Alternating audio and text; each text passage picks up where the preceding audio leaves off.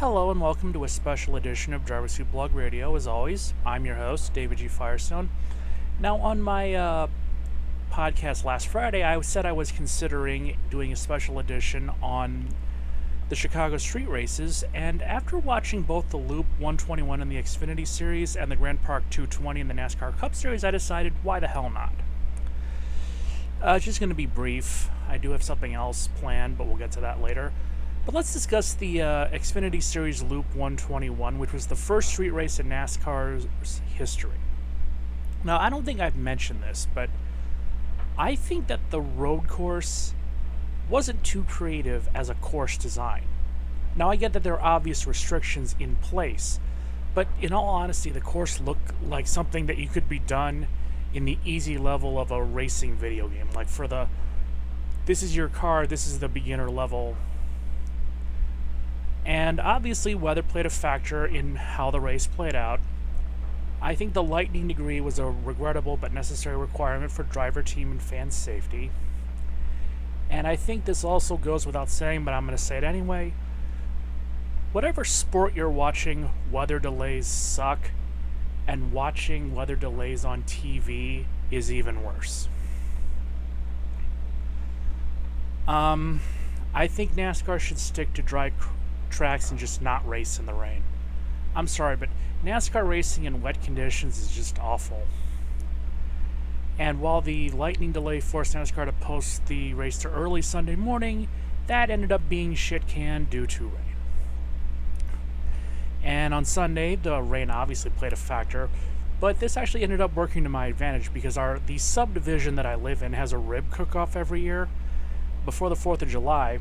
And because of the rain delay, I actually was able to go enjoy a lot of smoked pork, had a few draft beers, and then came home and watched the Grand Park 220, the Grand Park 220, it's been a long day, in its entirety. Actually, I should call it the Grand Park 165 as the race was shortened from the scheduled 100 laps to 75. Obviously, another regrettable but necessary modification. Again, in the Cup Series, weather racing sucks. This was no exception. And I think that the addition of a tire barrier that drivers kept getting caught in was no help at all, which led to a lot of, I don't want to say unnecessary. Yeah, you know what? They were unnecessary because if the drivers had been able to back out of the tire barrier, it would have been okay. But they kept getting stuck underneath it, so they had to keep bringing the pace car out, which really did drag down the race. Now, the on-track competitiveness of the drivers did very much make up for it, and I do have to give Shane van Gisbergen, I think that's how you pronounce it, my apologies if I mispronounced it, I gotta give him credit where credit's due. He's the first driver in 60 years to win his first Winston Cup Series start, Cup Series start, not the Winston, it hasn't been the Winston Cup since 2004. God, it's been a long day. And he was the first true road course ringer to win in the Cup Series since Mark Donohue won the Motor Trend 500 at Riverside in 1973. Yes, I know, AJ Allmendinger won the 2021 Verizon 200 at the Brickyard, but he's not a road course ringer in the traditional sense, so it doesn't count. Aside from the weather issues, I actually thought it was a pretty decent race. Again, the tire barrier issues were also need to be addressed. But outside of the weather, nothing really went wrong, which I was actually kind of expecting given that we live in Chicago. But, well, I'm going to say I was wrong. I'm able to admit it. And now, when it comes to the Chicago Street Race, I'm now a believer, and I hope it does come back next year. I say hope it does come back because there have been stories coming out about how the administration and the current political administration feels, so we'll have to see. But yeah, I'd say the experiment was decently successful, but like everything else, there is room for improvement. So I'm going to take a quick break, then I'm going to discuss a couple of beer-related things this last week. I'll be right back.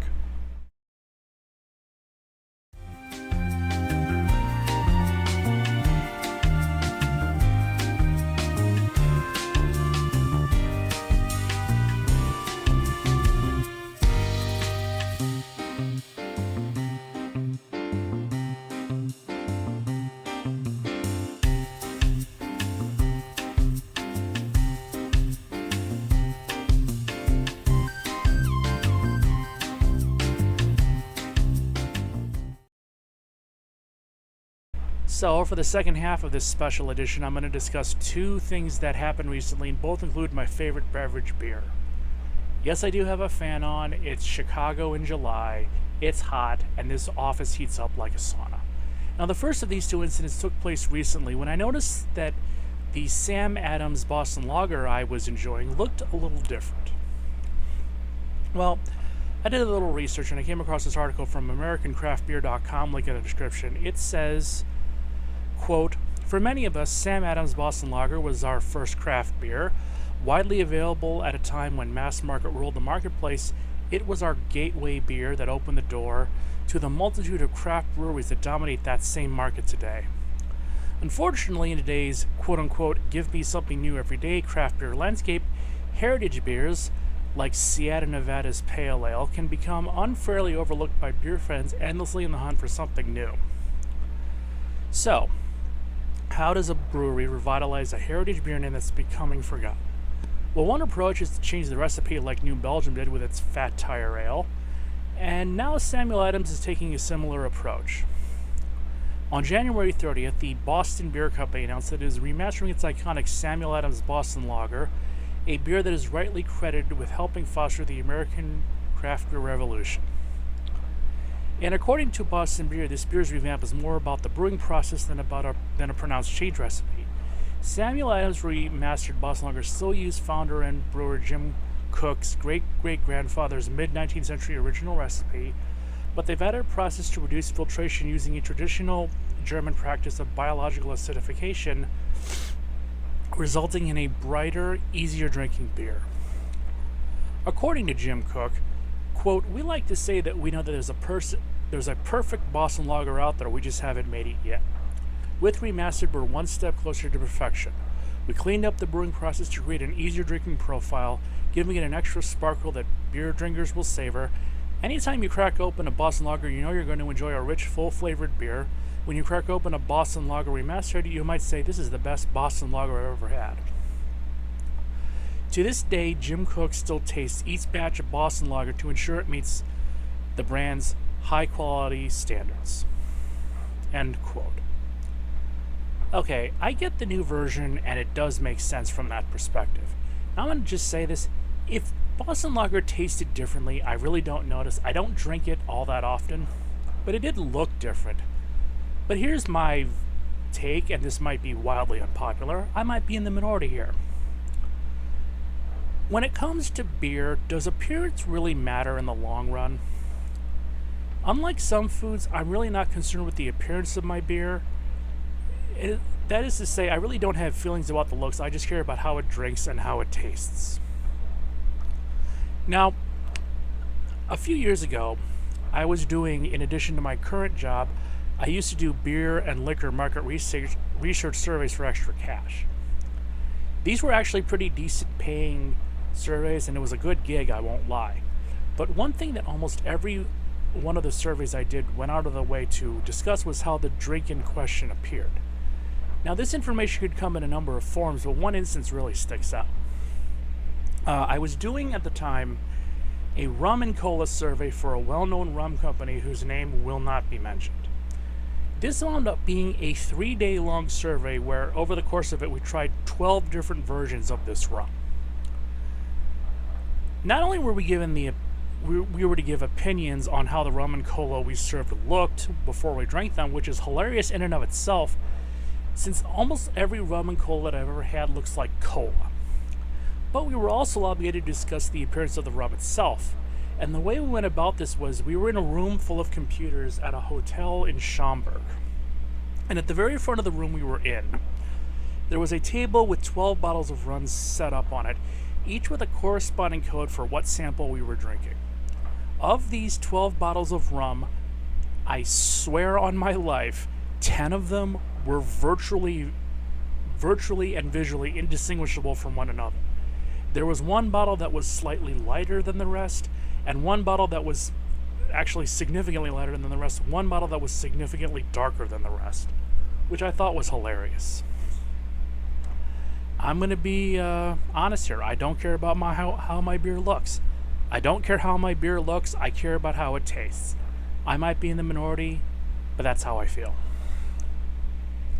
Now, the second beer thing that happened was I got a comment on one of my beer reviews videos on my primary YouTube channel. I tried Lagunitas Maximus Colossal Double IPA. I linked the video in the description. And a channel that will not be named and has since been banned said the following.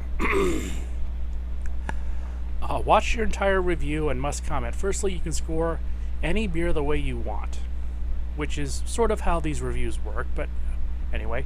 When you rate a 9% ABV, 60 IBU IPA a C-, I can put your feet to the fire. All IPAs of this type will have a hoppy finish. This seems to be your main complaint. If you refer to a style, you can't knock the beer for what it's supposed to be. So, basically, this little guy is upset that I talk shit about his favorite beer. Let's just make that point perfectly clear.